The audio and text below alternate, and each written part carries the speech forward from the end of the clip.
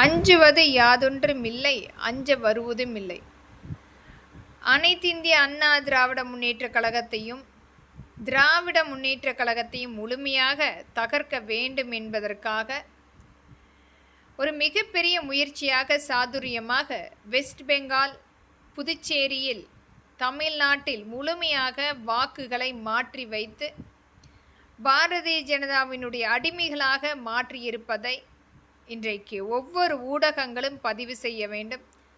அவர்களை பொறுத்து தமிழ்நாட்டில் மீண்டும் மீண்டும் ஆட்சிக்கு வருவது இந்த திராவிட கட்சிகள் மட்டுமே. இதை முழுமையாக தகர்க்க வேண்டும். அதற்கு ஒரு மிகப்பெரிய இந்த தமிழக வெற்றி கழகத்தை வைத்து ஒரு மிகப்பெரிய நாடகத்தை நடத்தி கொண்டிருக்கிறது, மறைமுகமாக நேர்முகமாக. இதை அனைத்துமே உச்சநீதிமன்றம் கவனிக்கப்பட வேண்டும். ஒரு 41 பேர் உயிரிழப்புக்கு காரணமாக இருந்த ஒரு கட்சியினுடைய தலைவர் இதுவரை அந்த கட்சியிலிருந்து முதலமைச்சராக அமர்ந்த பிறகு அந்த கரூர் மாவட்டத்தில் அந்த உயிரிழந்த குடும்பங்களுக்கு ஏதாவது நேரடியாக சென்று இரங்கலை தெரிவிக்கக்கூடிய ஒரு அனுதாபம் கூட இல்லாமல் தங்களுடைய சுயநலத்துக்காக முதலமைச்சராக அமர்ந்து பாரதிய ஜனதாவின் அடிமைகளாக இன்றைக்கு பணிபுரிந்து கொண்டிருக்கின்றார்கள்.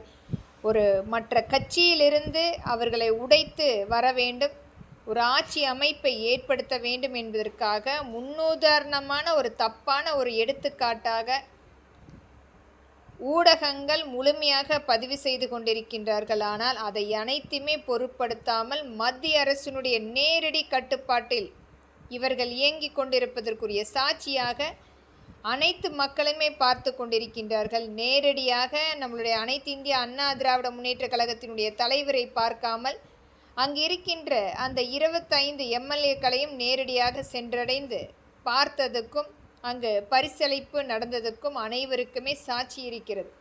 ஆங்காங்கே படத்தில் வருவதைப் போல சோஃபாக்கள் கைமாறி கொண்டிருந்தது. இது விசிகா திருமா அவர்களுடைய அலுவலகத்திலும் இது மிகப்பெரிய ஒரு பங்களிப்பாக நடந்து கொண்டிருந்தது.